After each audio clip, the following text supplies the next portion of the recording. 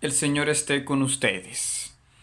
Estamos acercándonos a la antropología de la antigua Irlanda, el mundo con el que se encontró San Patricio.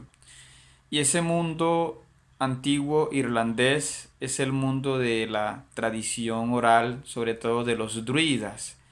A ese conjunto de leyes orales lo llaman los fenechas y eran interpretadas por los Brithe Manning, los juristas. Por eso también a esas leyes les llamaban las leyes de Breon.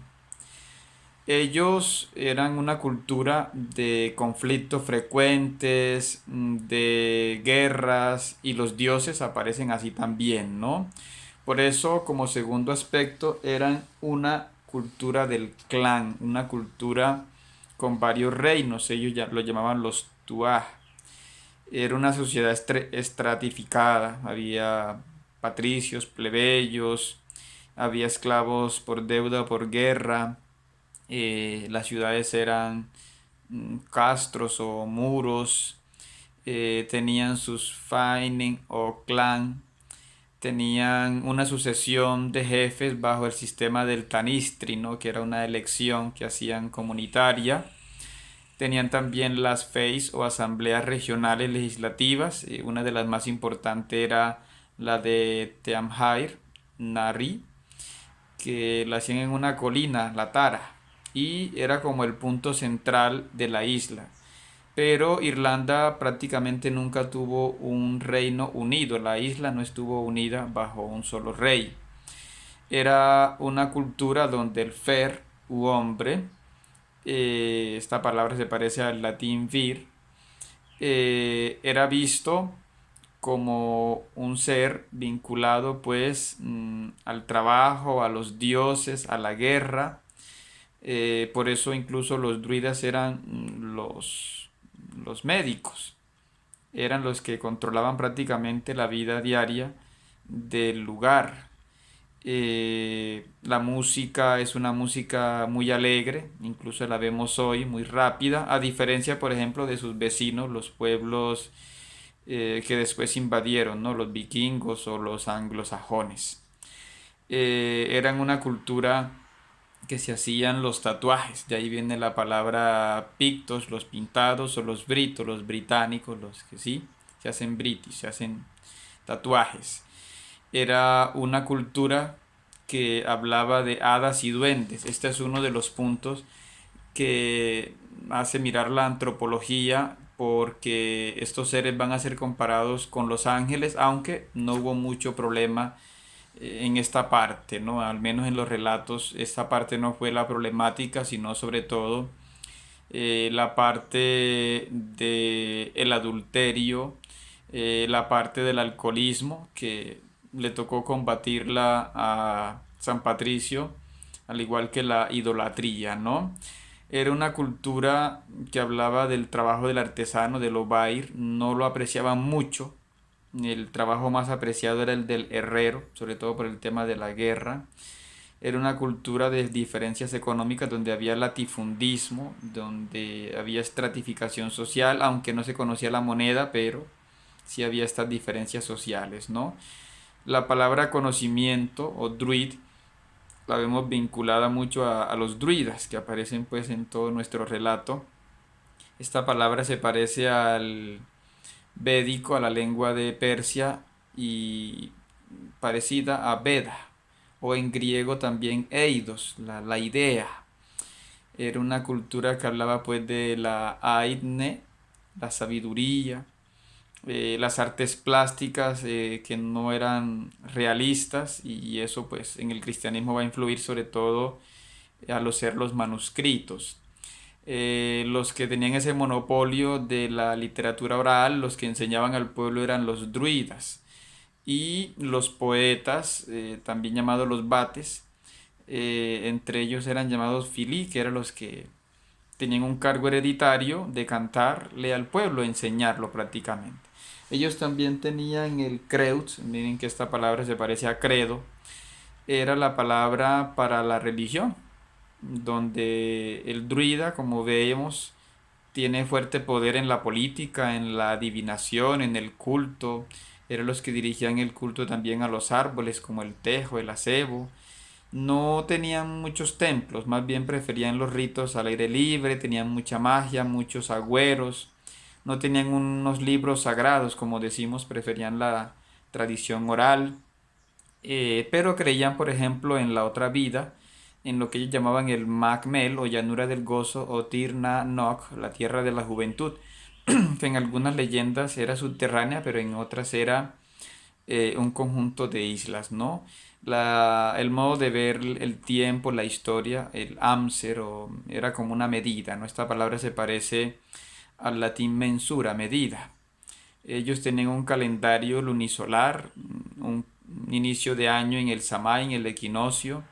Tenían fiestas trimestrales vinculadas al mundo agrícola y un mes quizás organizado en quincenas, ¿no? Recordemos que también de este mundo irlandés va a venir el Halloween, ¿sí?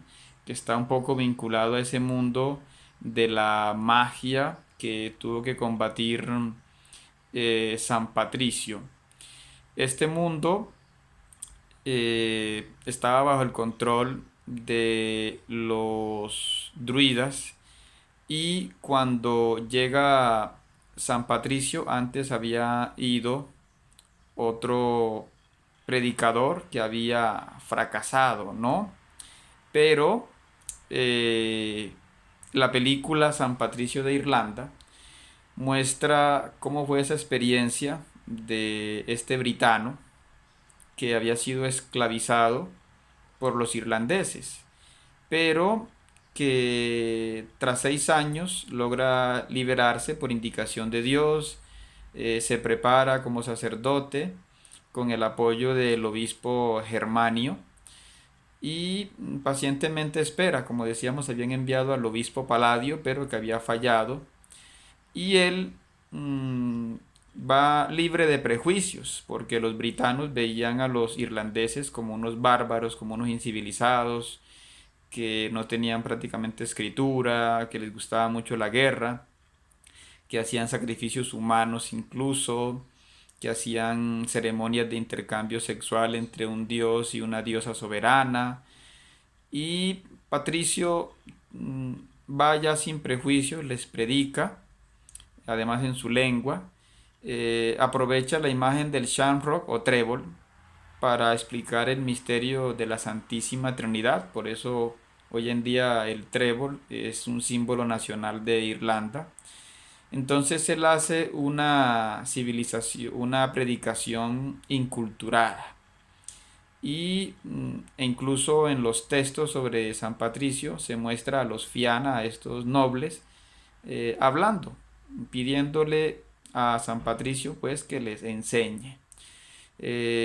Patricio a su vez combatió sobre todo la esclavitud, combatió la brujería y tuvo problemas sobre todo con el arzobispo britano Quentin, que quería dominar a la iglesia irlandesa, ponerla por debajo de la iglesia britana.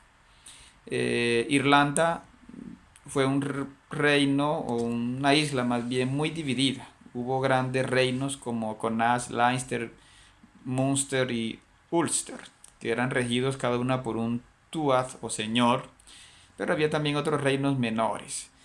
Y esto fue una de las causas de que Inglaterra, que había sido dominada por britanos, después llegan los romanos, después se van los romanos, llegan los anglosajones, después llegan los anglonormandos, y en Inglaterra se va creando la mentalidad imperialista, la mentalidad de someter a los pueblos vecinos, Escocia, Gales, Cornwalls y por supuesto Irlanda, también va a caer dentro de estas ambiciones de Inglaterra.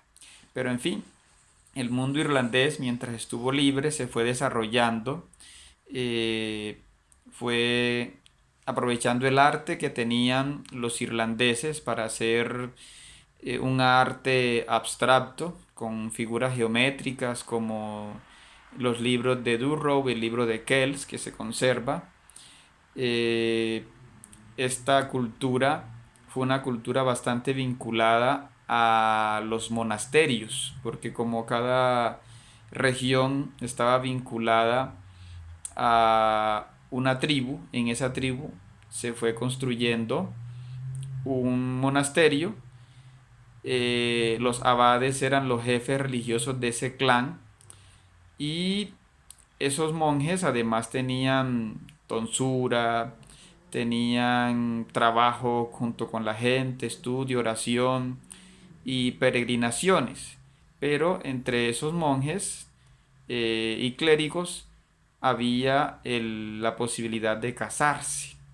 Esto después lo rechazaron los ingleses, sobre todo bajo el mundo anglo-normando. Y otra cosa que se le criticó a los irlandeses fue que las iglesias carecían de altar, que se bautizaba a los adultos a la orilla de un río, que la misa entonces era en lengua irlandesa y no en latín, que los sacerdotes repartían las limosnas entre el pueblo y no enviaban a las arquidiócesis o a Roma, y que la Pascua ellos la celebraban según las fiestas o los cálculos tradicionales. Entonces veremos cómo estas situaciones van a chocar y van a exigir transformaciones a la Iglesia de Irlanda.